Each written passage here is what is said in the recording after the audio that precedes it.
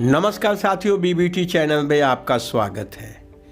Samajwadi party के अध्यक्ष माननीय अखिलेश यादव जी ने आज इतना ज़बरदस्त बयान दिया है कि आज उनके बयान की सर्वत्र तारीफ हो रही है। उन्होंने कहा है कि 2022 में उत्तर प्रदेश में चुनाव ही नहीं, लोकतांत्रिक क्रांति होगी।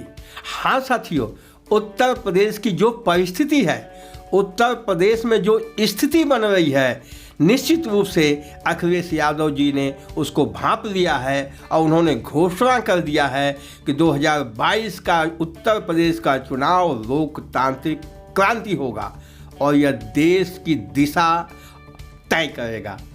आज उन्होंने अपना एक बयान देते हुए कहा कि जिस तरह से लोकतंत्र की मर्यादा का गला घोंटा जा रहा है, जिस तरह से लोकतंत्र की धज्जियां उड़ाई जा रही हैं, जिस तरह से बेईमानी और प्रशासन का दुरुपयोग किया जा रहा है, जिस तरह से किसी भी क्षेत्र, महिला हो, पुरुष हो, नौजवान हो, व्यापारी हो, श्रमिक हो, यानी जीवन के हर पहलू में आज नागरिकों को तंग किया जा रहा है। कोविड में हुई परेशानी हो, आर्थिक परिस्थितियां हो, सामाजिक परिस्थितियां हो, सांस्कृतिक परिस्थितियां हो, हर मुद्दे पर भारतीय जनता पार्टी की सरकार फेल है।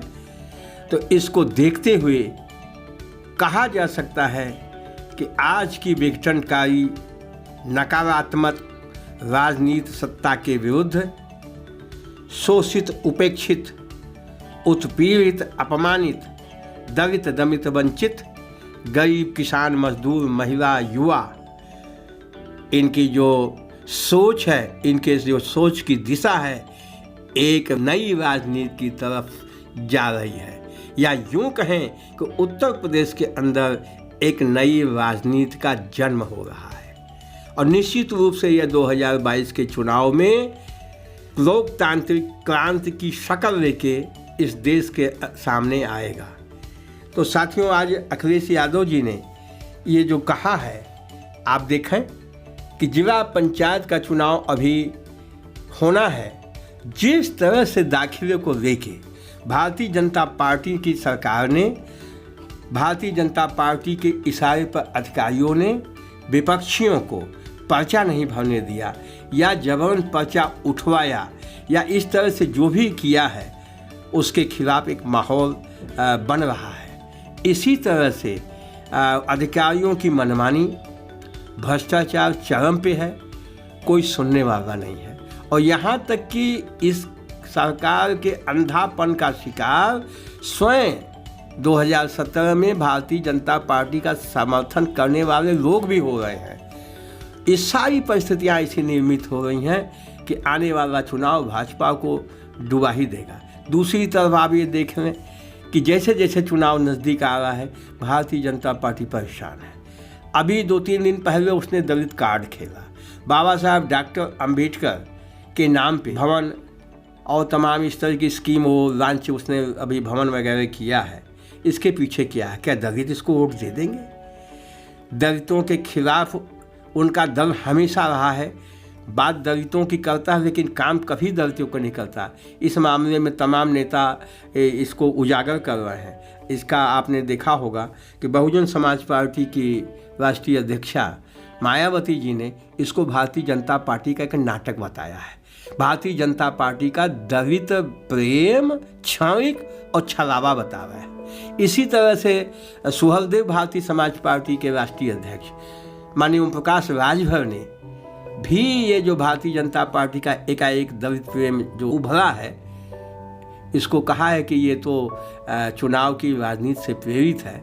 अगर बाबा साहब के सच्चे ये प्रेमी होते, अनुयायी होते, तो आज हर जगह उनके जो बताए हुए विचार हैं उसके आधार पर ये काम करते। लेकिन इनको काम तो करना नहीं है, सिर्फ दलितों को दिखा रहे हैं। लेकिन शायद ये भूल कर रहे हैं कि हिंदुस्तान का जो दलित है, जो बाबा साहब डॉक्टर अंबेडकर का अनुयायी है, वो आज पूरी तरह से ट्रेंड हो चुका है, बाबा साहब के विचारों से प्रभावित हो चुका है और उनके बताए हुए रास्ते पर चलता है।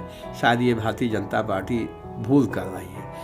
तो साथियों, माननीय अखिलेश यादव जी के जो आज चिंतन आज आया, माननीय अखिलेश यादव जी ने जो आज अपनी बात कह दी, तो उसमें दम है।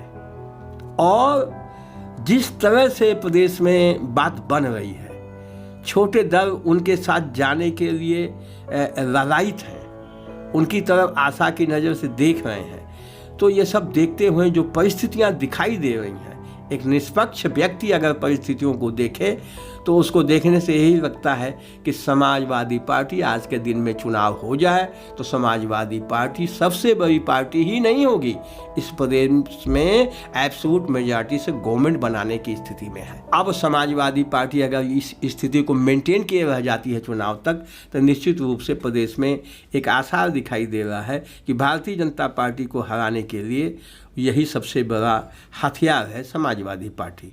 तो साथियों, आज दो बात को ध्यान रखिए कि आज का दिन ऐतिहासिक है। माननीय अखिलेश यादव जी ने कहा है, इसको याद रखिएगा कि 2022 में उत्तर प्रदेश में चुनाव ही नहीं, लोकतांत्रिक क्रांति होगी।